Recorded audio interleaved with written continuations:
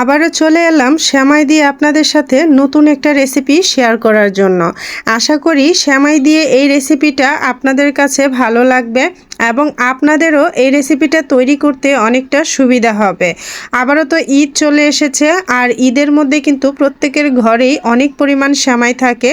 আর এই সেমাই দিয়ে নতুন নতুন জিনিসগুলো তৈরি করে কিন্তু সবাইকে উপহার দিতে পারেন, যেটা খেয়ে সবাই আপনার সুনাম এবং প্রশংসা করবে এবং বারবার রিকোয়েস্ট করবে এরকম একটা সুন্দর রেসিপি তৈরি করে দেওয়ার জন্য। তো চলুন দেখে আসি। আসসালামু আলাইকুম, আবারও ওয়েলকাম জানাচ্ছি নতুন একটা ভিডিও দেখার জন্য। আজকে আপনাদের লাচ্ছা সেমাই দিয়ে সুন্দর একটা রেসিপি তৈরি করে দেখাবো, মানে সেমাই পিঠা। আর এই সেমাই পিঠাটা কিন্তু খেতে খুবই মজা হয়, আপনারা দীর্ঘদিন ঘরে সংরক্ষণ করে খেতে পারবেন। এটা কিন্তু প্রায় মাস জুড়ে সংরক্ষণ খাওয়ার মতো একটা রেসিপি। তো চলুন দেখে আসি আমি কিভাবে তৈরি করলাম।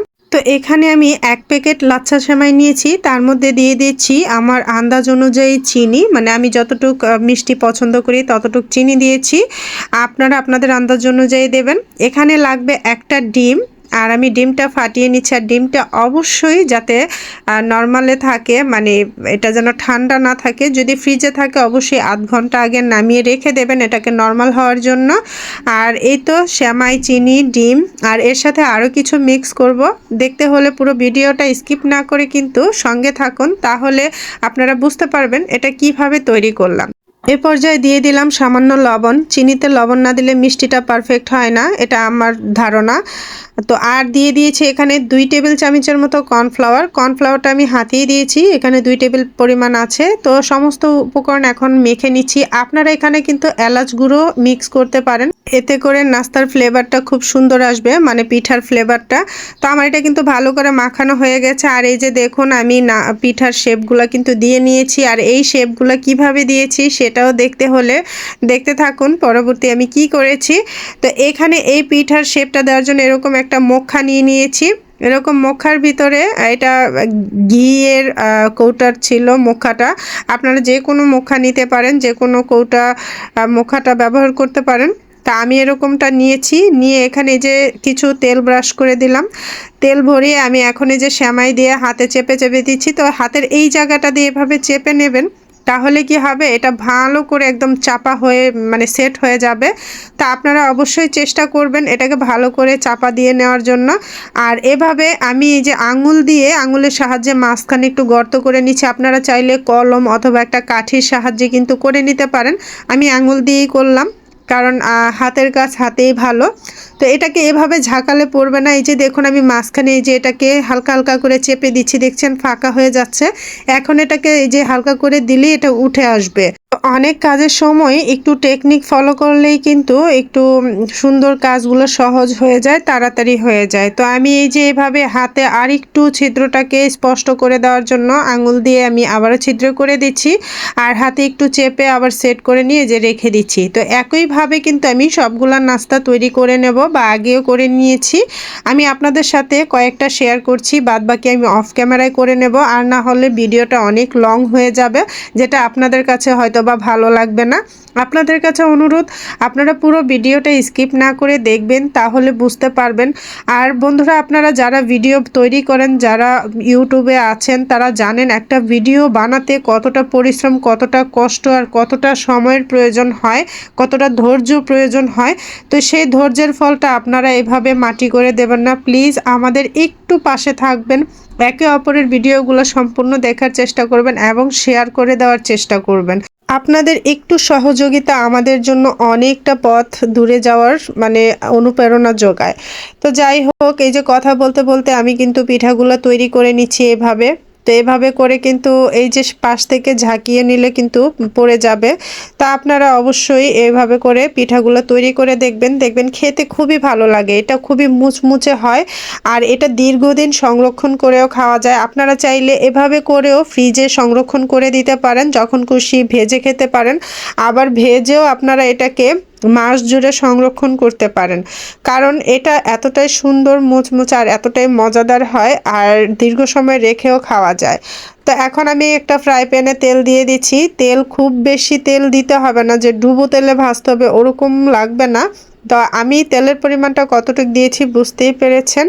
আমি কিন্তু এই যে এখন আস্তে আস্তে পিঠাগুলো দিয়ে দেব। আর সাবধানের সাথে দেবেন। এই যে পিঠাগুলো দেওয়ার সময় কিন্তু তেল ছিটে আসছিল, আমার হাতেও ছিটে এসেছে। তো আপনারা সাবধানের সাথে পিঠাগুলো দেওয়ার চেষ্টা করবেন। আর চুলার আঁচটা একদম কমিয়ে দেবেন। চুলার আঁচটা কমিয়ে না দিলে দেখা গেল উপর দিয়ে হয়ে যাবে, ভেতরে কাঁচা থেকে যাবে, ডিমের একটা যে কাস্টে গন্ধ আছে সে গন্ধটা থেকে যাবে, সুন্দর করে পিঠাটা মুচমুচে হবে না এবং দীর্ঘদিন এটাকে সংরক্ষণও করতে পারবেন না। তো আমি একেবারে সবগুলা কিন্তু দিয়ে দিয়েছি এখানে, সবগুলা নাস্তায় আমি মানে পিঠাই আমি এখানে দিয়ে দিয়েছি। আমি এখানে সবগুলোকে একবারই ভাজা করে নেব, এতে করে তাড়াতাড়ি হয়ে যাবে, সময় বেঁচে যাবে, কারেন্ট খরচও বেঁচে যাবে। এখন তো প্রচুর পরিমাণ কারেন্ট, গ্যাস এইসবের সমস্যা। তো যত তাড়াতাড়ি সম্ভব রান্না করা যায়, যত তাড়াতাড়ি সম্ভব আপনারা কাজগুলো সেরে নেওয়ার চেষ্টা করবেন, এতে করে কিন্তু আপনাদেরই ভালো হবে, আপনাদের কোনো সমস্যা হবে না। তো যাই হোক, এই তো আমি উল্টে পাল্টে দিচ্ছি। খুব বেশি হলে আমি 30 সেকেন্ড 40 সেকেন্ড পর পর এটাকে উল্টে দিচ্ছি, কারণ যেহেতু চিনি দেওয়া অল্পতেই কালার এসে যাবে বা পুড়ে যাবে, সে ভয়ে আমি তাড়াতাড়ি করে যে উল্টে পাল্টে প্রায় বেশ কয়েকবার উল্টে পাল্টে এটাকে ভাজা করেছি। যতক্ষণ পর্যন্ত না এটা মুচমুচে হয়ে যাচ্ছে ততক্ষণ পর্যন্ত আমি এটাকে ভাজা করে নেব। আর আপনারাও কিন্তু এটা ধৈর্য ধরে একটু সময় নিয়ে ভাজা করবেন, কারণ এটাকে যদি খুব বেশি আঁচ দেন তাহলে উপরটা কালার এসে যাবে, ভেতর কিন্তু কাঁচা থেকে যাবে।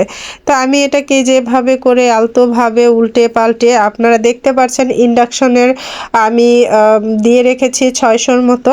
আমি এরকম লো আছে আমি এটাকে ভাজা করছি। আর আপনারাও কিন্তু ইন্ডাকশনে করলে এরকম 600-র মধ্যে দিয়ে এটাকে ভাজা করে নেবেন।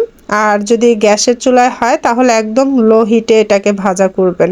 তো এই তো উল্টে পাল্টে দিচ্ছি। আর এগুলো দিয়ে কিন্তু খুব বেশি নাড়াচাড়া করতে যাবেন না, তাহলে কিন্তু ভেঙে যাওয়ার সম্ভাবনা থাকবে। আস্তে আস্তে আলতো আলতো করে এগুলোকে উল্টে পাল্টে দেবেন। আর নাস্তাগুলো দেখতে কতটা সুন্দর হয়েছে দেখতেই পারছেন। আমার কাছে কিন্তু ভীষণ ভালো লাগছিল, সুন্দর একটা স্মেল বের হয়েছে। তো বন্ধুরা, এই তো চলে এসেছে ঈদ, আর ঈদের মধ্যে সেমাই দিয়ে এরকম নতুন নতুন রেসিপি আপনারাও তৈরি করে ফেলুন ঘরে, যদি ভালো লেগে থাকে তো। আর আপনার সুন্দর একটা মূল্যবান মতামত আমার কমেন্ট বক্সে রেখে যাবেন, যেটা দেখে আমি আরও হয়তো শিখতে পারবো, ভুল হলে শিখতে পারবো, আর যদি ভালো হয় আরও অনুপ্রেরণা পাবো সামনে ভিডিও বানাতে। প্লিজ আপুরা ভাইয়ারা, আপনারা অবশ্যই আপনাদের মূল্যবান বক্তব্য রেখে যাবেন। আর এভাবে করে অবশ্যই ঘরে ট্রাই করবেন, এতে করে যখন খুশি তখন সেমাই দিয়ে তৈরি এই পিঠাটা খেতে পারবেন, সেমাইয়ের স্বাদ উপভোগ করতে পারবেন। আর এই পিঠাটা দেখতে কতটা সুন্দর নিশ্চয়ই বুঝতে পারছেন। আসলে আমরা বাচ্চাদের বা নিজেদের যদি একটু নতুনত্ব, মানে চিরচেনা খাবার দিয়ে যদি নতুনত্ব করে পরিবেশন করতে পারি, এতে করে কিন্তু আমাদের সবারই ভালো হয় এবং সবারই খেতে আগ্রহ লাগে। আর নতুনত্ব জিনিস সবাই তো পছন্দ করে, বিশেষ করে খাবার আকর্ষণ লাগে, খাওয়ার রুচি বেড়ে যায়। তো এই তো অবশেষে ফাইনাল লুক দেখুন কতটা সুন্দর হয়েছে। আর আমার এই যে সব কয়টা পিঠাই এখানে, তো সেমাইয়ের এই পিঠাটা আপনাদের কাছে কেমন লেগেছে অবশ্যই জানাতে ভুলবেন না। আর এরকম সুন্দর সুন্দর সেমাই তৈরি বা সাধারণ অসাধারণ সব ধরনের রেসিপি পেতে আমার এই চ্যানেলটা সাবস্ক্রাইব করে রাখবেন, আর সবাইকে একটু শেয়ার করে দেবেন, জানার সুযোগ করে দেবেন, যাতে তারাও সুন্দর সুন্দর করে পিঠা তৈরি করতে পারে। তো দেখুন কতটা সুন্দর হয়েছে। আর এটা কিন্তু অনেক মুচমুচে, এটা এখনো গরম, ঠান্ডা হলে এটা কিন্তু আরো মুচমুচে হবে, তখন খেতে আরো বেশি ভালো লাগবে।